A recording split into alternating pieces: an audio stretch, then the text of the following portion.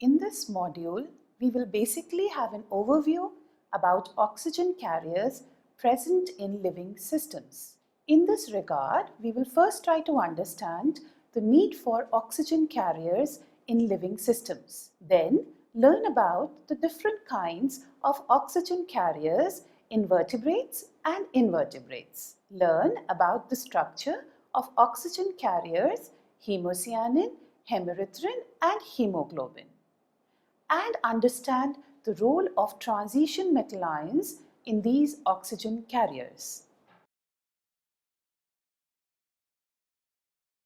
Most living organisms need dioxygen to perform respiration, which is the breakdown of food products to release energy. There are two principal ways in which dioxygen is supplied to the cells. One mode of transportation is the blood plasma. However, dioxygen has a very low solubility in water, about 7.6 milligram per liter at 20 degrees Celsius and 1 atmosphere. The other way of transportation of dioxygen is with help of dioxygen carrying molecules in the blood plasma. This mechanism is capable of transporting large amount of dioxygen. Only about 1.5% of the dioxygen transported by the blood is dissolved directly in the blood plasma. Rest is done by oxygen carriers. Oxygen carriers are special type of metalloproteins which have a transition metal from 3D series bound to a protein. Only those transition metals can form dioxygen complexes with oxygen which have vacant sites for binding and can exist in higher oxidation states. The common metal ions are iron, copper and vanadium, and the commonly encountered stoichiometries in oxygen carriers are 1:1 or 1:2. The metal binds reversibly to dioxygen without the metal or ligand being irreversibly oxidized. More broadly, a complex which can uptake dioxygen and can release it reversibly under ordinary conditions can be called a biological oxygen carrier. The extent of binding will depend on temperature, partial pressure of oxygen and the pH. The binding can be represented by the reaction Ml plus NO2 reversibly combined to give you MlO2n. In this reaction, Ml is a complex that acts as a dioxygen carrier. In order for transition metal complexes to form dioxygen complexes, there must be a vacant site or sites for binding and an accessible higher oxidation state. There are three known classes of dioxygen transport proteins. You have hemocyanins, hemerythrins, and the hemoglobin myoglobin family. Let us try to understand each class. The first class we will discuss is the hemocyanins. Hemocyanins are oxygen carrying proteins or oxygen carriers in invertebrates such as mollusks. Examples of mollusks are octopus, snails and squids. And we have arthropods. The example of this category are scorpions, crabs, lobsters and many others. Hemocyanin is an extracellular protein which is present in the hemolymph. Although the oxygen binding sites and the function of molluscan and arthropod hemocyanins are quite similar, they are different in molecular structure at all levels. Arthropod hemocyanins are multiples of hexamers, each hexamer made up of monomers. Molluscan hemocyanin occur as larger assemblies. The figure shows single oxygenated functional unit from the hemocyanin of an octopus. As you can see in the figure, hemocyanin is a copper-containing metalloprotein. Each monomer contains two cuprous ions.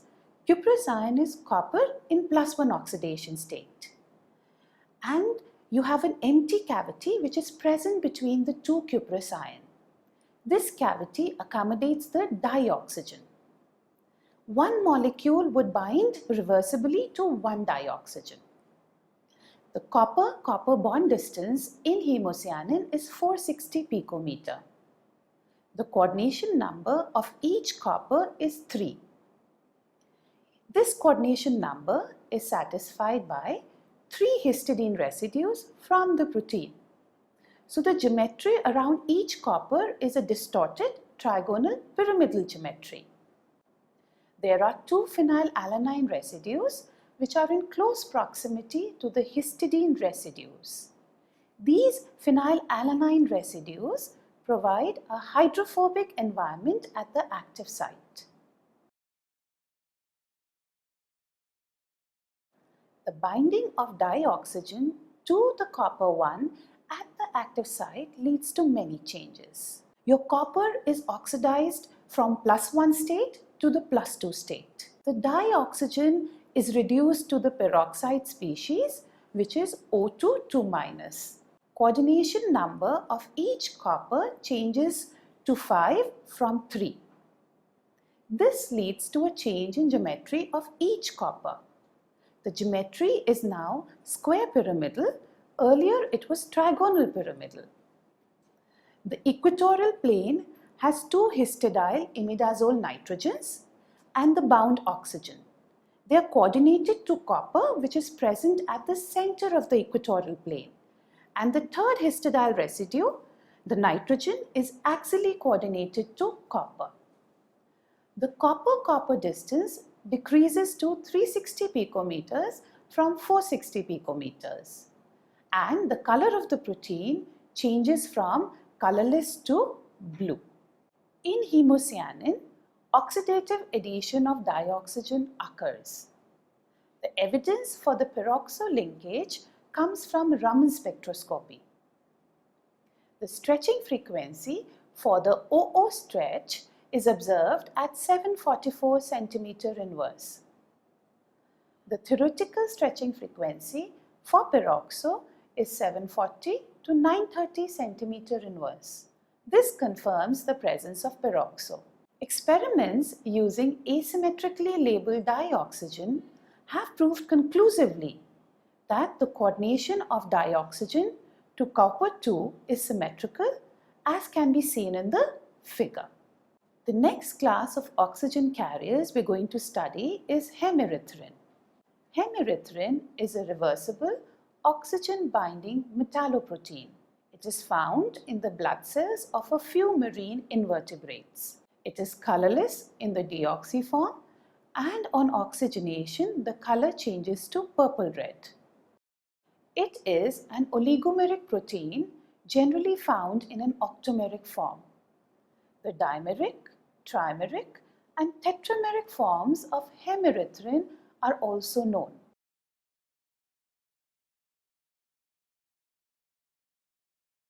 Each monomeric unit contains an active site which is 2 high-spin ferrocynes. Ferrocyne is iron in 2+ oxidation state. One of the ferrous is hexa-coordinated. This ferrous has an octahedral geometry. The other ferrous is penta-coordinated with a distorted trigonal bipyramidal geometry. These 2 ferrous ions are bridged together by 3 bridging ligands. One is an hydroxyl group and the other 2 are carboxyl groups. One carboxyl group is from an aspartate residue and the other is from a glutamate residue of the protein chain of 115 amino acid residues. The remaining 3 coordination sites of hexa-coordinated ferrous are satisfied by 3 imidazole nitrogens from histidine's residues of the protein chain. The remaining 2 coordination sites of the penta-coordinated ferrous are satisfied by 2 imidazole nitrogens from the histidine residues of the protein chain as can be seen in the figure.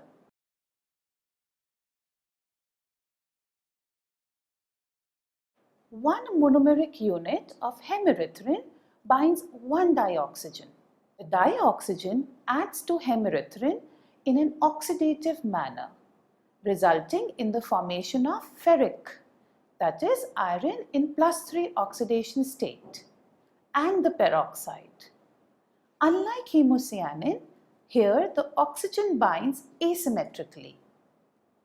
The dioxygen adds to only one ferrous, the coordinatively unsaturated ferrous.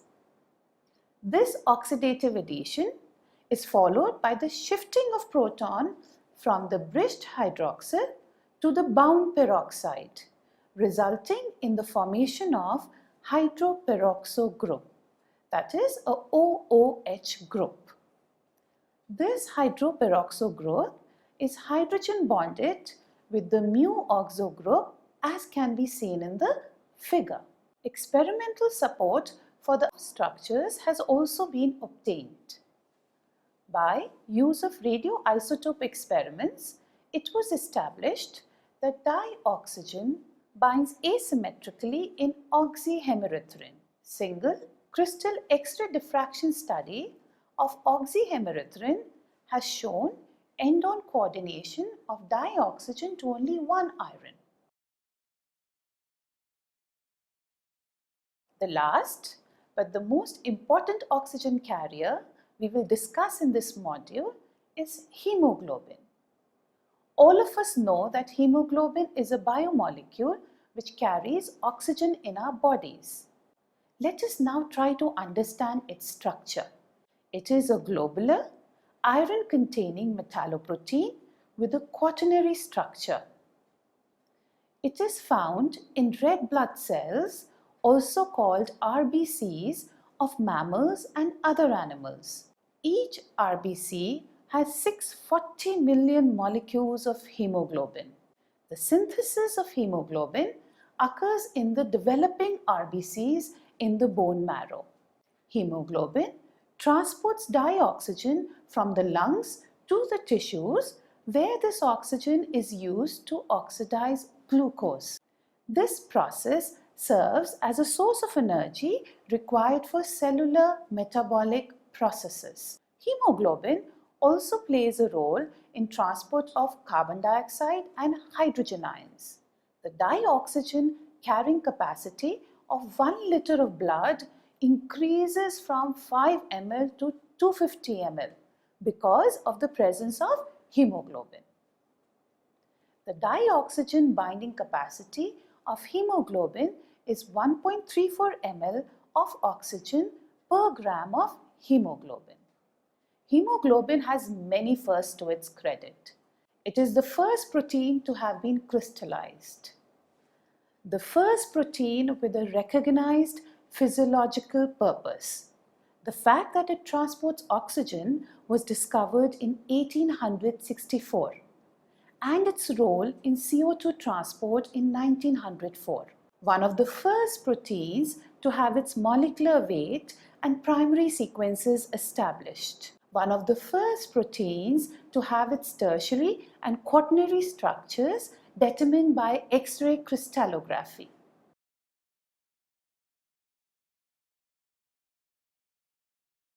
The structure of hemoglobin was solved by groups of Andrew Kendrew and Max Perutz.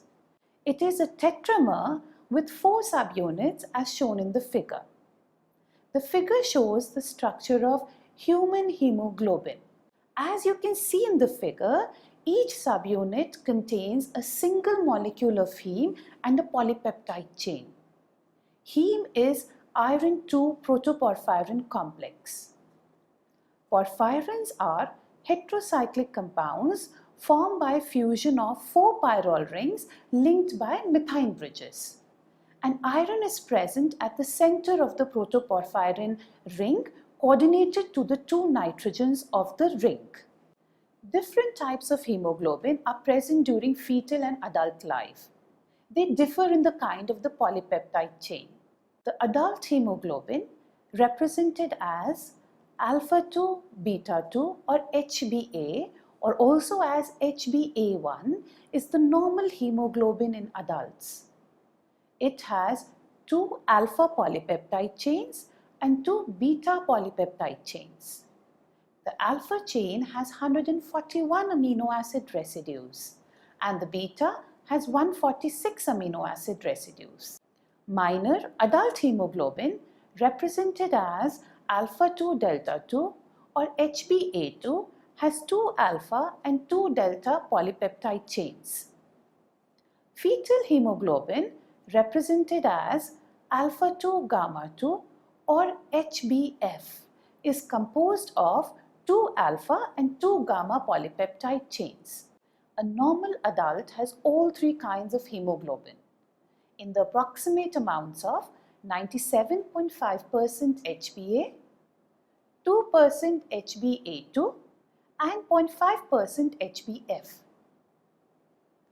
The secondary structure of about 75% of amino acids in alpha or beta chains is helical.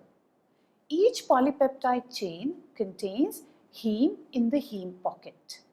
The 4 subunits are arranged in a tetrahedral manner, and the individual polypeptide chains are folded such that the maximum number of polar or charge residues are on the outside surface of the subunit, and the non-polar residues are on the inside. The exposed polar residues make the protein soluble in aqueous medium, and the interior non-polar residues result in the formation of a hydrophobic pocket in which heme is present. This hydrophobic pocket hinders the oxidation of ferrous iron. We will study in the next module in detail the role of this hydrophobic pocket. The hemoglobin tetramer can be represented as 2 identical dimers, each being alpha beta. Each alpha chain is in contact with both the beta chains. There are very few interactions between the 2 alpha chains and the 2 beta chains. The 2 polypeptide chains are held tightly within each dimer by 3 kinds of interactions, namely hydrophobic, ionic and hydrogen bonding. The dimers are held together by only ionic bonds and can move with respect to each other. This concludes this module. And now let us summarize what we have learned in this module. Oxygen carriers are special metalloproteins which have a transition metal from 3D series bound to a protein. 3 known classes of dioxygen transport proteins are hemocyanins, hemerythrin and the hemoglobin myoglobin family. Hemocyanins are copper-containing dioxygen transport proteins present in mollusks and arthropods. Hemocyanins carry dioxygen as peroxide. Hemerythrin is found in marine invertebrates. It has 2 high-spin ferrocynes and carries dioxygen as peroxide. Hemoglobin is an iron-containing metalloprotein with a quaternary structure. It acts as dioxygen carrier in mammals and animals and also plays a role in transport of carbon dioxide and hydrogen ions. Hemoglobin has 4 subunits, each subunit having a polypeptide chain and a heme unit. Heme is iron 2 protoporphyrin complex.